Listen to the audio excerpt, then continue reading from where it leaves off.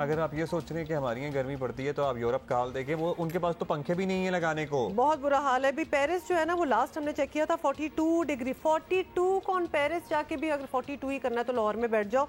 London 40 degrees cross हो चुका है। बर्लिन जो है वो 38 to 40, बल्कि वो भी 73 ईयर्स पुराना रिकॉर्ड जो है ना वो टूट चुका है गर्मी के हवाले से यूरोप में।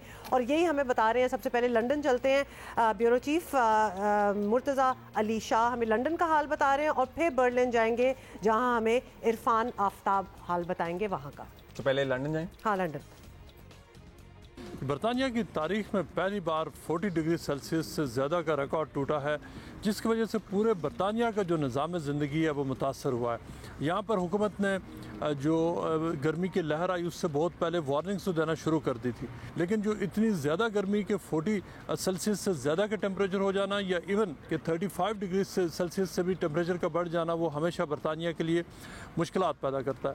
लेकिन अब की बार साइंटिस्ट ने बरतानवी हुकूमत को ये वार्निंग दी है कि बरतानिया को अब ठंडा मुल्क तस्वर नहीं किया जाना चाहिए। एडवाइस ये किया जा रहा है कि उसी हिसाब से बरतानिया अपना स्ट्रक्चर भी चेंज करे, ताकि वो जो माहौलियाती जो तब्दीलियाँ हो रही हैं उनके साथ सूटेबल हो। लोगों के घरों के अंदर तकरीबन 80% से ज़्यादा घरों के अंदर एयर कंडीशनिंग नहीं है। अभी तक लोग पंखों का इस्तेमाल कर रहे हैं, लेकिन ये जो 2 दिन ख़ास तौर पर जो गर्मी पड़ी है उसकी वजह से पूरे बरतानिया में जो पंखे भी ख़त्म हो चुके हैं, और जो कूलिंग सिस्टम है, जो एयर कंडीशनर है, वो तो बिल्कुल ना ऑनलाइन अवेलेबल है और ना ही वो रिटेल सेंटर्स पर अवेलेबल है। और उसकी वजह यह है कि लोगों ने उनको ख़रीदा है। अब जो लोग नए घर बना रहे हैं उसमें लोग एयर कंडीशनिंग भी लगवा रहे हैं। और जो वीकेंड के दौरान यानी तकरीबन 72 आवर्स का जो टाइम है उसके दौरान 13 से ज़्यादा हलाकतें हुई। जो महकमा मौसमियात की पेशन को ये थी कि अगर जो नेशनल हेल्थ सर्विस और फायर फाइटिंग जो सर्विसेज हैं वो अगर ज़्यादा अंडर प्रेशर हैं, और वो अगर जो डिमांड है उससे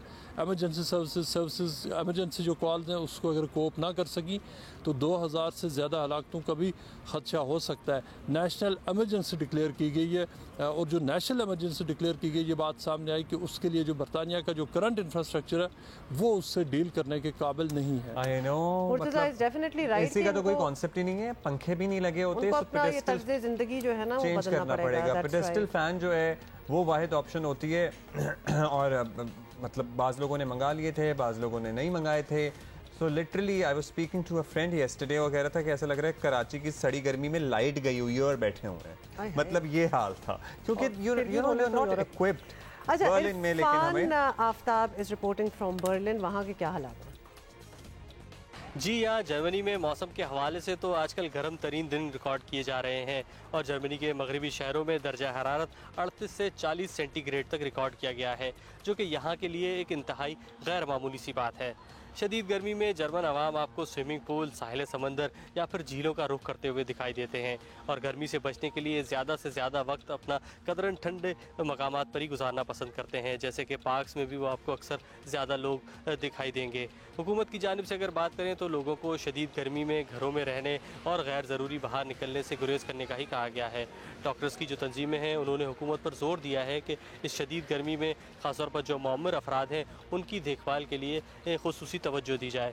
इसकी एक बड़ी वजह यह भी है कि ऐसे इक़दामात की जाए ताकि हेल्थ सिस्टम पर ऐसी हंगामी सूरत हाल में कम से कम दबाव रहे।